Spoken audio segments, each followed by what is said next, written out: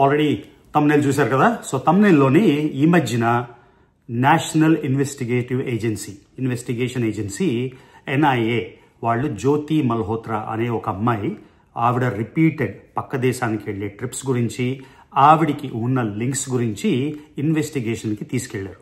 అలానే మన తెలుగు యూట్యూబర్ అయిన బయా సన్నీ యాదవ్ని కూడా ఈ మధ్యన NIA వాళ్ళు క్వశ్చనింగ్కి తీసుకెళ్లారు. సో వీటన్నిటి మీద, ఎందుకంటే పక్క దేశానికి వెళ్ళి వచ్చినందుకు రిపీటెడ్గా అసలు ఈ ప్రాసెస్ మీద రోజుకి వందల వీడియోలు వస్తున్నాయి. సో మీకు ఇంతకుముందు నేను చెప్పినట్టు అన్నిటికన్నా ఈజీ ఏంటంటే ప్రొఫైల్ పిక్చర్ కూడా లేకుండా వేరే వాళ్ళ ఛానల్ మీదకి వెళ్ళి కామెంట్ పెట్టడం, ఓకే, ఐడెంటిటీ రివీల్ చేయకపోవడం, తర్వాత మనకి తెలియని నాలెడ్జ్తోని ఇష్టం వచ్చిన మన వర్షన్ ఆఫ్ వీడియోస్ చేయడం, ఓకే. సో ఇది చాలా ఈజీ. కాకపోతే నేను కూడా ఒక యూట్యూబర్ని, నేను కూడా ఒక ఇన్ఫ్లుయెన్సర్ని కాబట్టి ఆల్మోస్ట్ 9 లక్షల సబ్స్క్రైబర్లు ఉన్నారు కాబట్టి నా ఒపీనియన్ ఏంటి, ఎందుకంటే పక్క దేశానికి వెళ్ళొచ్చిన వాళ్ళు నేను కూడా ఒకటి ఉన్నా కదా. సో ఇది కోరిలేట్ చేయడం ఈజీ మాట. అందుకని నా ఒపీనియన్ ఏంటి అవన్నీ డీటెయిల్గా మాట్లాడదాం. అంతేకాకుండా ఇవాళ ఒక ఇంపార్టెంట్ ఆస్పెక్ట్ ఒకటి కవర్ చేస్తాను. ఆ ఆస్పెక్ట్ ఏంటంటే sedition, SEDITION.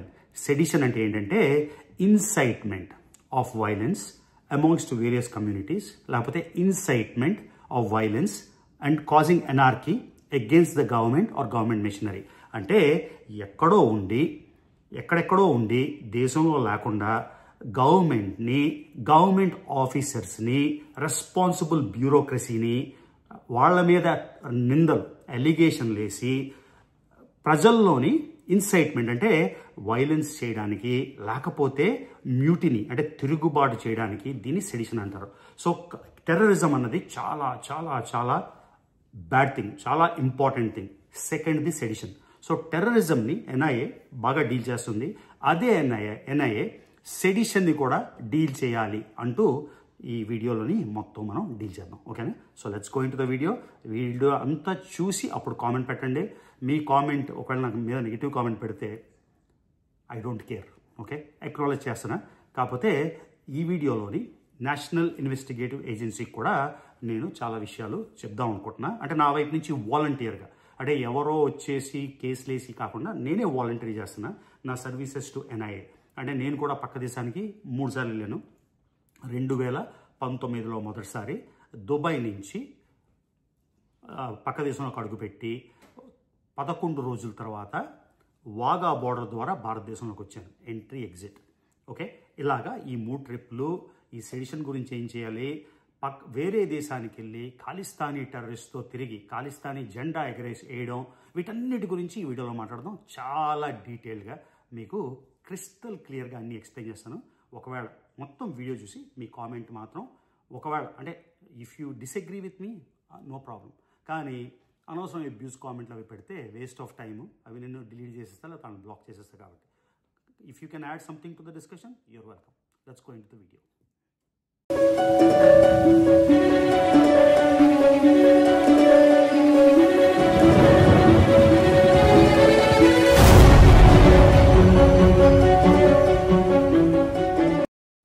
Hello guys. So video start చేసే ముందు పీరుబాయ్ అని ఒక ఆయన చాగలమర్రి, అంటే కర్నూలు దగ్గర, నంద్యాల దగ్గర చాగలమర్రి అనే విలేజ్లో ఉంటారు.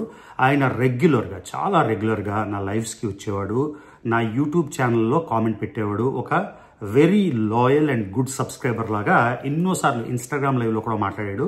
సో నాకు ఇవాళ అంటే నిన్న నా తెలిసిన ఆయన ఒక ఆయన ఇన్స్టాగ్రామ్లో మెసేజ్ చేసి ఆయన ఈజ్ నో మోర్, అంటే ఆయన స్వర్గస్థులు అయ్యారు అని తెలియజేశారు.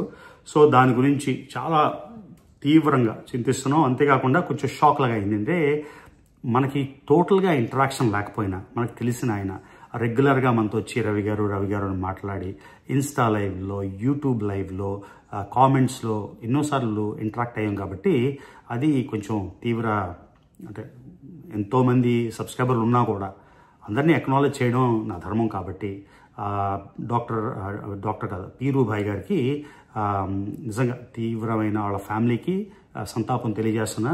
అంతేకాకుండా ఆయన నేను చెప్పే మాటలు వినరు కాబట్టి ఆయన ఎక్కడున్నా కూడా స్వర్గానికి దేవుడు పంపించాలి అని కోరుతూ ఈ సంతాపం అయితే తెలియజేస్తున్నాను. ఓకే, ఇప్పుడు మెయిన్ టాపిక్లోకి వెళ్ళిపోదాం. సో జ్యోతి మల్హోత్రా అనే ఒక అమ్మాయిని పక్క దేశానికి రిపీటెడ్గా వెళ్ళినందుకైతే ఆవిడని అరెస్ట్ చేయలేదు.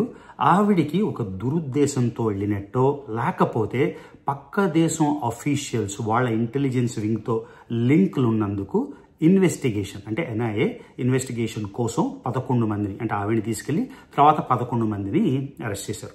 ఓకే, సో ఇక్కడ నేను చెప్పాల్సింది ఏంటంటే నా ప్రతి వీడియోలో నేను చెప్పేది ఏంటంటే నేషనల్ ఇంట్రెస్ట్ ఈస్ పారమౌంట్. అన్నిటికన్నా everything is side lines. National interest national unity at most important. రెండోది నేషనల్ సెక్యూరిటీ. నేషనల్ సెక్యూరిటీ దగ్గర వచ్చినప్పుడు చాలా దేశాల్లోని హ్యూమన్ రైట్స్ని కూడా పక్కన పెట్టేస్తారు. అది మంచిగా చెడా అన్నది వేరే డిస్కషన్, ఎందుకంటే నేషనల్ సెక్యూరిటీ అన్నది అంత ఇంపార్టెంట్. సో నేషనల్ సెక్యూరిటీకి భంగం కలిగించే ఎవరైనా, నేషనల్ యూనిటీకి భంగం కలిగించే ఎవరైనా సరే సివియర్గా క్వశ్చన్ చేయబడగాలి. ఒకవేళ వాళ్ళ మీద ఉన్న ఎలిగేషన్లు ప్రూవ్ అయితే తగ్గు యాక్షన్ కూడా తీసుకోవాలి. కాకపోతే ఎవరికో అనిపించింది కాబట్టి, ఇంకెవరికో ఏదో అనిపించింది కాబట్టి వాళ్ళని క్రిమినల్గా చూడడం తప్పు. ఎందుకంటే క్రిమినల్గా ఎవరినైనా చూడాలంటే ఫస్ట్ ఎఫ్ఐఆర్ అవ్వాలి. ఎఫ్ఐఆర్ అవ్వడానికే జనాలు తీసుకోరు. సో ఎఫ్ఐఆర్ అయిన కేసులు కోకొల్లలు ఎంతో ఎవిడెన్స్తో, ఆ తర్వాత అది ఛార్జ్ షీట్ వెళ్ళి కోర్టులో విచారణ వెళ్తుందంటే ఆల్మోస్ట్ క్రిమినల్స్ లాగా, అంటే at the final judgement court వేస్తుంది.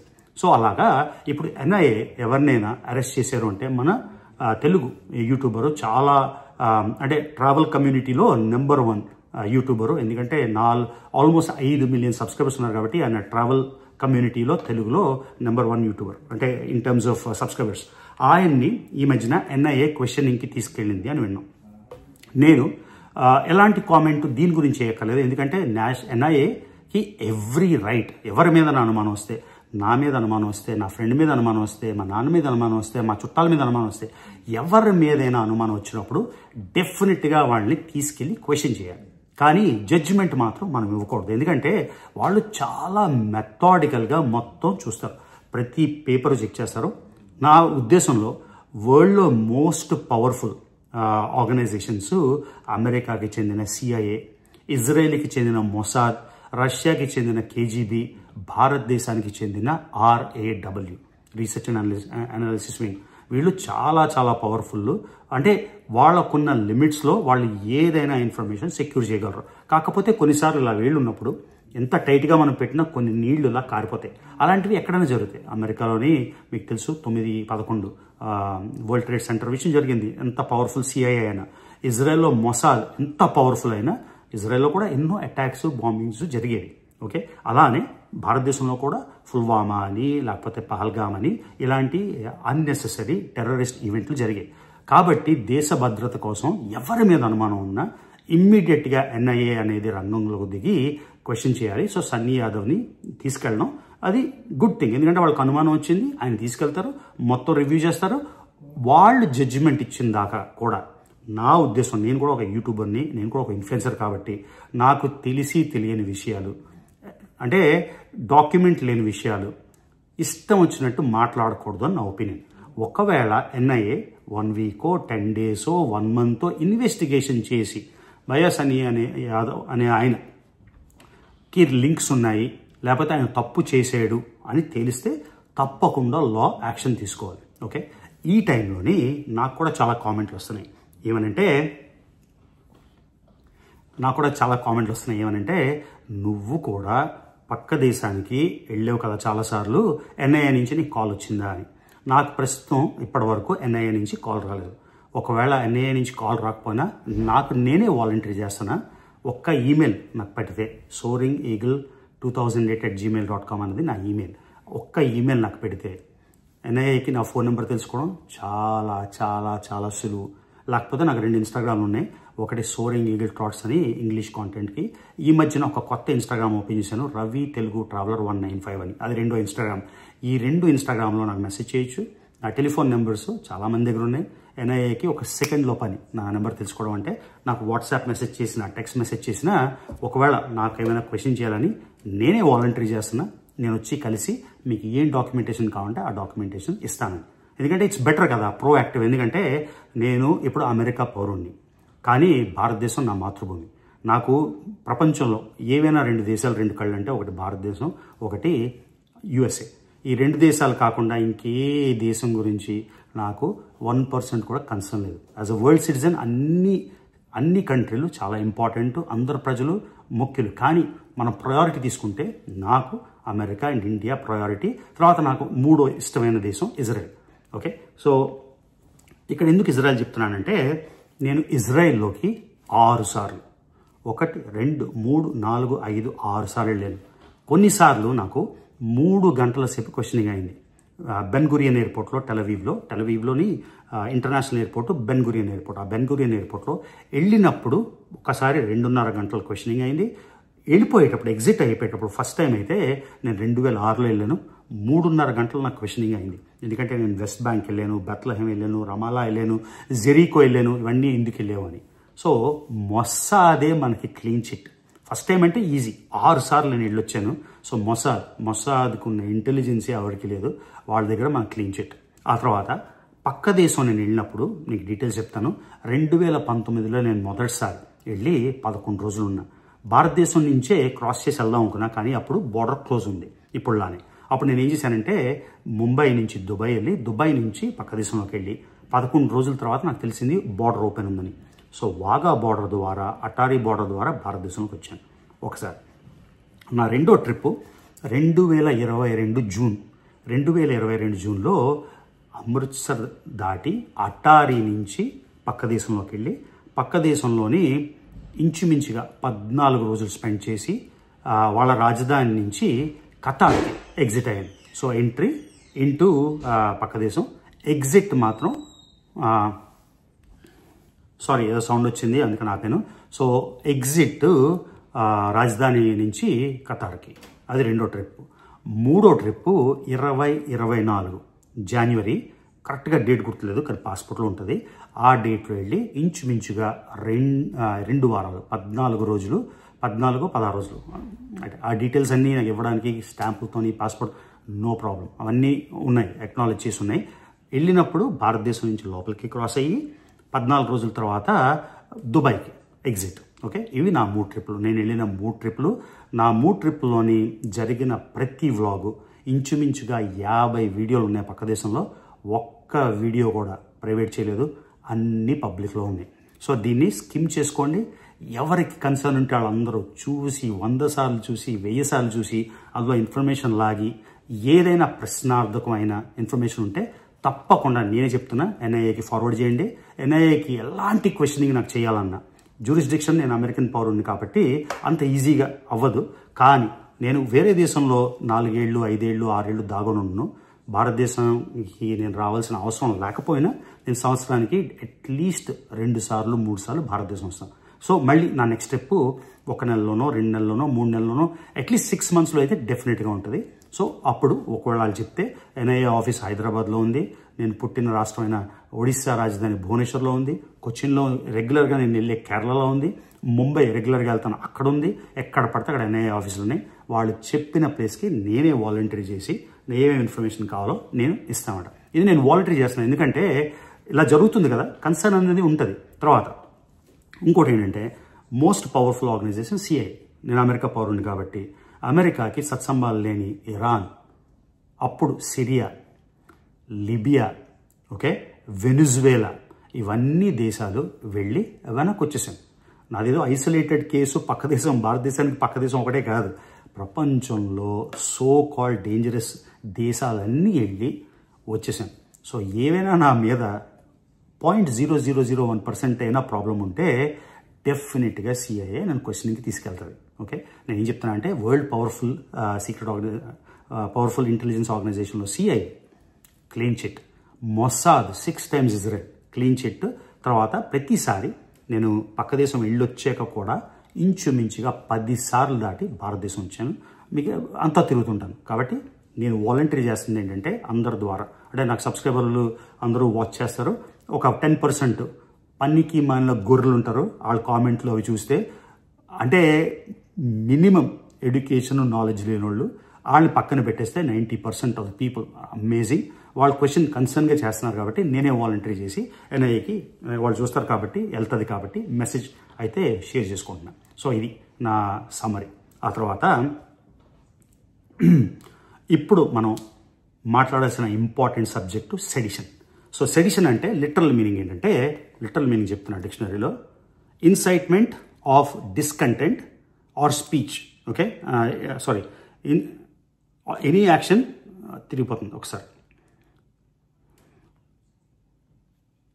Any action especially in speech or writing promoting discontent or rebellion. అంటే ఇప్పుడు మనకు ఒక వ్యవస్థ ఉంటుంది, పోలీస్ వ్యవస్థ, బ్యూరోక్రసీ అంటే ఐఏఎస్ వ్యవస్థ. వాళ్ళ మీద అంటే ఎవిడెన్స్ లేకుండా ఎలిగేషన్ వేసి ప్రజల్లోని డిస్కంటెంట్ అంటే మ్యూటినీ, రివోల్ట్ క్రియేట్ చేసేవాళ్ళు నెక్స్ట్ టైప్ ఆఫ్ టెర్రరిజం. వాళ్ళు దేశంలోకి అడుగు పెట్టకుండా సంవత్సరాలుగా బయట నుంచి ఇన్వోక్ చేసి ఈ మ్యూటినీని రెచ్చగొడుతున్నారు. సో ఎన్ఐఏకి నాది నేను వాలంటరీ చేసుకోవడం కాకుండా అలాంటి వాళ్ళని డెఫినెట్గా ట్రాకింగ్లోకి తీసుకొని భారతదేశానికి రాకుండా బయట దేశాల్లోనే తిరుగుతున్నారు. మీకు తెలుసు విజయ్ మల్లయ్య భారతదేశానికి రాడు, యాంటీగా బార్బుడాలోని ఒక స్కామ్ చేసిన బ్యాంకర్ ఆడరాడు. వీళ్ళందరూ భారతదేశానికి ఎందుకు రారంటే భారతదేశంకి వస్తే అరెస్ట్ చేస్తారు, క్వశ్చనింగ్ అవుతుంది అని. కాబట్టి సో వేరే దేశాల్లో ఉండి ఇక్కడ ప్రజల్లోని అంటే ఇక్కడ పెద్ద పెద్ద సెలబ్రిటీలు, టీవీ యాక్టర్స్ మీద కానీ, మూవీ స్టార్స్ మీద కానీ, లేకపోతే సోషల్ ఇన్ఫ్లుయెన్సర్స్ మీద కానీ, వాళ్ళందరి మీద లేనిపోని ఎలిగేషన్ మీ దగ్గర ప్రూఫ్ ఉందా? Absolutely okay. ఆ ప్రూఫ్ని పెట్టేసి ఎఫ్ఐఆర్ వేసేసి పబ్లిక్ ఇంట్రెస్ట్ లిటిగేషన్ వేసి ఏమైనా చేయొచ్చు. ఏ ప్రూఫ్ లేకుండా బేస్లెస్ ఎలిగేషన్స్ చేసి రెచ్చగొట్టి సొసైటీలో కొహెషన్ ఉండే సొసైటీ అంతా కలిసి అతికున్న సొసైటీలో మనస్పర్ధలు పెట్టి రిలీజియన్ పేరు మీద, కాస్ట్ పేరు మీద, రీజనల్ లాంగ్వేజ్ పేరు మీద అన్ని రకాల డిస్కంటెంట్ రేపే వాళ్ళని డెఫినెట్గా ఎన్ఐఏ క్వశ్చన్ చేయాలి. వాళ్ళు భారతదేశం రావట్లేదు కాబట్టి లుకౌట్ నోటీస్ ఇచ్చిన భారతదేశంలోకి వస్తేనే అది జరుగుతుంది. కాకపోతే వాళ్ళ పాస్పోర్ట్ క్యాన్సిల్ చేస్తే ఇమ్మీడియట్గా వాళ్ళు భారతదేశం రావాలి, వాళ్ళని క్వశ్చన్ చేయాలి. మొన్న జరిగిన యుద్ధంలో పక్క దేశం ఎందుకు పనికిరాని దేశం భారతదేశంతో కంపేర్ చేస్తే ఏ విధంగా ఏ ఆస్పెక్ట్లోని పాలిటీలో కానీ అంటే పొలిటికల్ సిస్టంలో కానీ, మిలిటరీలో ఆర్మీ, నేవీ, ఎయిర్ ఫోర్స్లో కానీ, జీడిపిలో కానీ, ఎకనామిక్ పవర్లో కానీ ఎందులోని కూడా కనీసం కంపారిజన్ కూడా పనికిరాని దేశం. దాంతో డిస్ప్యూట్ అయింది. కానీ ఆ దేశాన్ని ఫండ్ చేసింది 81% చైనా. మొత్తం 81% పబ్లిక్గా ఫండ్ చేసి. సో యాజ్ అ ట్రావెలర్ నేను అమెరికాతో పడని ఆ టైంలో సిరియాకి, వెనిజువెలాకి, లిబియాకి, ఇరాన్కి, సెంట్రల్ ఆఫ్రికన్ రిపబ్లిక్ ఇవన్నీ డూ నాట్ ట్రావెల్ అనే లిస్ట్లో ఉన్నాయి. వీటన్నిటి దేశాలకి, సూడాన్కి, సౌత్ సూడాన్కి, ఇలా అన్ని దేశాలు నేను వెళ్ళొచ్చాను తిరిగి. ట్రావెలర్గా నా పని ఏంటి, నా హాబీ ఏంటి, ప్రపంచ దేశాలన్నీ తిరగడం. మూలలో తిరిగి వీడియోస్ చేసి, అంటే వీడియోస్ చేయడం కాదు, ట్రావెల్ చేయడం. కానీ నాకు ఇప్పుడు యూట్యూబ్ ఛానల్ ఉంది కాబట్టి తిరిగి అన్నీ డాక్యుమెంట్ చేస్తాను. ఓకే, కానీ నేను తిరిగి అమెరికా వచ్చేస్తాను. కానీ అమెరికా మీదలో ఎంటర్ అవ్వకుండా వేరే దేశంలో ఉండి అమెరికన్ అథారిటీస్ గురించి, అమెరికన్ బ్యూరోక్రసీ గురించి, అమెరికన్ సిస్టమ్ గురించి చిచ్చులు పెట్టి నేనైతే సెడిషన్ చేయలేదు. అందుకే నేను ఎప్పుడు రెగ్యులర్గా వస్తాను. ఎవరైనా నన్ను క్వశ్చన్ చేయాలంటే FBI కానీ, CIA కానీ వాళ్ళకి మా ఇల్లు తెలుసు, నేను తీసుకెళ్ళచ్చు, క్వశ్చన్ చేయొచ్చు ఈ దేశాలన్నీ తిరిగినందుకు. ఓకే, అలాగా ఆ చైనా వేరే దేశానికి ట్రావెల్ చేయొచ్చు, కానీ వేరే దేశానికి ట్రావెల్ చేసి ఆ దేశం నుంచి మన దేశాన్ని కించపరచడం. అంటే నా ఉద్దేశంలో నేను అనుకోండి, నేను ఫర్ ఎగ్జాంపుల్ చైనా వెళ్ళి అమెరికా గురించి చెడ్డగా మాట్లాడడం, లేకపోతే నా మాతృభూమి అయిన భారతదేశం గురించి చెడ్డగా మాట్లాడడం. సెడిషన్లోని ఫస్ట్ ఇంటర్నల్ మ్యూటినీ. ఓకే, లోపల డిస్కంటెంట్ అంటే సోషల్ ఇన్ఫ్లుయెన్సర్స్ మీద, యాక్టర్స్ మీద, లేకపోతే మన police director general of police, IAS officers, senior bureaucracy వీళ్ళందరి మీద ఎలిగేషన్స్, అంటే ఎలాంటి ప్రూఫ్ లేకుండా సెడిషన్లో. రెండోది వేరే దేశాలు, శత్రు దేశం. ఓకే, పక్క దేశం ఎలా శత్రు దేశం, దాన్ని పెంచి పోషించే చైనాకి వెళ్ళి భారతదేశం గురించి, భారతీయుల గురించి నీచంగా మాట్లాడడం సెడిషన్ రెండో భాగం. మూడోది ఖాలిస్తాన్ మూవ్మెంట్. ఓకే, టెర్రరిజం అంటే ఇన్బౌండ్ పక్క దేశం నుంచి మిజైల్స్ రావడమే కాదు, అంటే దేశంలో చిచ్చు పెట్టి వేరే దేశాన్ని ఫామ్ చేయాలి అని కెనడాలో ఉండి ఖాలిస్తాన్ పసుపు జెండా ఎగరేసుకొని టెర్రరిజం, అన్ని విధాల టెర్రరిజం చేసే వాళ్ళతోని చట్టా పట్టాలు వేసుకొని అక్కడికి వెళ్ళడం 3వ క్రైమ్. 4వ క్రైము మన భారతదేశం ఎందుకంటున్నా అంటే నా మాతృభూమి కాబట్టి, మన భారతదేశం మీదకి వచ్చిన డ్రోన్లు పక్క దేశం నుంచి 85% అన్నీ టర్కీ నుంచి వచ్చినాయి. సో టర్కీ పబ్లిక్గా ఎక్నాలెడ్జ్ చేసింది పక్క దేశంతో మిలిటరీ ఫ్రెండ్షిప్. అజర్బైజాన్ కూడా అలానే. అలాంటి యుద్ధం జరుగుతున్నప్పుడు, పక్క దేశంతో యుద్ధం జరుగుతున్నప్పుడు టర్కీలో ఉండి 2 నెలలు టర్కీలో ఉండి, అంటే ఈ లిస్ట్ ఇంకా పెద్దది ఉంది, ఈ మొత్తం డాక్యుమెంట్ చేసి అప్పుడు నా మీద ఏదేదో జరిగినప్పుడు నేను ప్రిపేర్డ్గా లేను. అన్ని వైపుల నుంచి జనాలు వచ్చేస్తే ఇప్పుడు 100% ప్రిపేర్డ్, అన్ని విధాల ప్రిపేర్డ్ కాబట్టి చెప్తున్నా. ఇవి నేను చెప్పినవి చిన్నవి, ఎలిగేషన్స్ కాదు, ప్రూవెన్వి. నేను చెప్తున్నవి విత్ ఎవిడెన్స్. వీళ్ళని ఎన్ఐఏ పాస్పోర్ట్ క్యాన్సిల్ చేసి భారతదేశానికి తీసుకొచ్చి ఇంటెన్స్గా క్వశ్చన్ చేయాలి.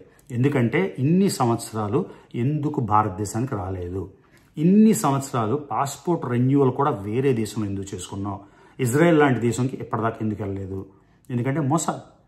అమెరికా లాంటి దేశంలో ఫ్రీగా తిరగట్లేదు ఎందుకు, ఓన్లీ ట్రాన్సిట్, ఎందుకంటే సిఐఏ. భారతదేశానికి ఎందుకు రావట్లేదు, వీటన్నిటినీ ఎన్ఐఏ నన్ను నేను వాలంటీర్ చేసుకుంటున్నా, ఏవైనా క్వశ్చన్స్ ఉంటే ఆన్సర్ చేయడానికి. 2 ఇవి. సో ఇది నెక్స్ట్ లెవెల్కి తీసుకెళ్లాలంటే I'm ready.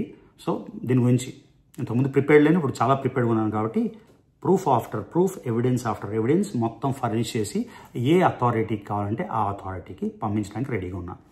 Last point, sleeper cells. Terrorism important, NIA అలాగా ఇన్వెస్టిగేట్ చేస్తుంది. 2వది సెడిషన్, బయట దేశాల్లో ఉండి కులాల మధ్యన, మతాల మధ్యన, ప్రజల మధ్యన బేస్లెస్ ఎలిగేషన్స్తోనే చిచ్చు పెట్టడం. అంటే ఎవడో 200 కోట్లు స్కామ్ చేశాడు, ఎవడో 600 కోట్లు స్కామ్ చేశాడు, ఇంకెవడో 5,000 కోట్లు స్కామ్ చేశాడు, చెప్పడానికి ఏముంది. వీటి వలన సొసైటీలోనే చిచ్చు పెట్టడం అన్నమాట. ఈ సెడిషన్ కాకుండా ఖాలిస్తాన్ని సపోర్ట్ చేయడమే కాకుండా లాస్ట్ స్లీపర్ సెల్స్ ఎలా ఉంటారంటే, వాళ్ళు మనం ఏమనుకుంటామంటే ఏదో పక్క దేశం పేరులో, ఒక మతం పేరులో ఉంటేనే స్లీపర్ సెల్స్ అనుకుంటాం. స్లీపర్ సెల్స్ ఎలా ఉంటారంటే డబ్బుల కోసం ఏవైనా చేయడానికి రెడీ ఉన్నవాడు. ఎవరికి డబ్బులు కావాలి, లేని వాళ్ళకి. ఓకే, ఒక 5,000 రూపాయలు సూపర్ చాట్కి కక్కుర్తిపడి ఆడోళ్ళని అబ్యూస్ చేసేవాళ్ళు. ఫర్ ఎగ్జాంపుల్ చెప్తున్నా, డబ్బులు లేక ఎవడో 3,000 5,000 రూపాయలు ఇస్తే రెడీగా యూట్యూబ్ మాధ్యమం ఉంది కాబట్టి అమ్మల్ని, భార్యల్ని, పిల్లల్ని అబ్యూస్ చేయడం. సో వీళ్ళు ఏం చేస్తారు, డబ్బుల కోసం ఏదైనా చేయగలరు. సో దేశంలో ఉన్నా కూడా డబ్బుల కోసం ఏమైనా చేయగలరు కాబట్టి ఆల్రెడీ వాళ్ళ మీద కేసులు ఉన్నాయి, కోర్టుల చుట్టూ తిరగాల్సిన పరిస్థితి ఉంది కాబట్టి వీళ్ళను కూడా ఎన్ఐఏ జాగ్రత్తగా మానిటర్ చేయాలి. ఎందుకంటే వీళ్ళని స్లీపర్ సెల్స్ అంటామన్నమాట. ఎందుకంటే ఇంకోటి, ప్రొఫైల్కి పిక్చర్ ఉండదు, ఎటువంటి ట్రేసింగ్ మనం చేయలేం, ఇన్స్టాగ్రామ్లోని ట్రేసింగ్ చేయలేం, వీళ్ళెవరో ఎవరికి తెలియదు. కాకపోతే మెసేజ్లు పంపిస్తారు, యూట్యూబ్లో కామెంట్లు పెడతారు. ఇలాంటి వాళ్ళని కూడా డెఫినెట్గా ట్రాకింగ్ చేయాలి. ఇప్పుడు నా మీద క్వశ్చన్ ఉందనుకోండి, నేను ఎవరో తెలుసు, ఈజీగా నాకు మెసేజ్ పంపించవచ్చు, మెయిల్ పంపించవచ్చు, లేకపోతే నేను భారతదేశం వచ్చినప్పుడు నన్ను ఆపొచ్చు, నన్ను క్వశ్చన్ చేయొచ్చు, అమెరికా వచ్చినప్పుడు ఆపొచ్చు, ఇజ్రాయెల్ వెళ్ళినప్పుడు ఆపొచ్చు, ఇంకేదో దేశం వెళ్ళినప్పుడు ఆపొచ్చు. కానీ ఈ స్లీపర్ సెల్స్కి ఏంటంటే పేరు ఉండదు, ఊరు ఉండదు, ఆడెవడో ఏంటో తెలియదు, కానీ వీళ్ళు అన్ని రకాల కార్యకలాపాలు చేస్తారు. లేకపోతే మీరు జస్ట్ 500 రూపాయలు సూపర్ చాట్, లేకపోతే 3,000 రూపాయలు ఇచ్చేస్తే వారి గురించైనా ఏవైనా మాట్లాడతారు. ఓకే, సో ఇలాంటి వాళ్ళని డెఫినెట్గా అబ్జర్వేషన్లో ఉంచాలి. ఇది చాలా చాలా చాలా చాలా చాలా చాలా చాలా ముఖ్యం.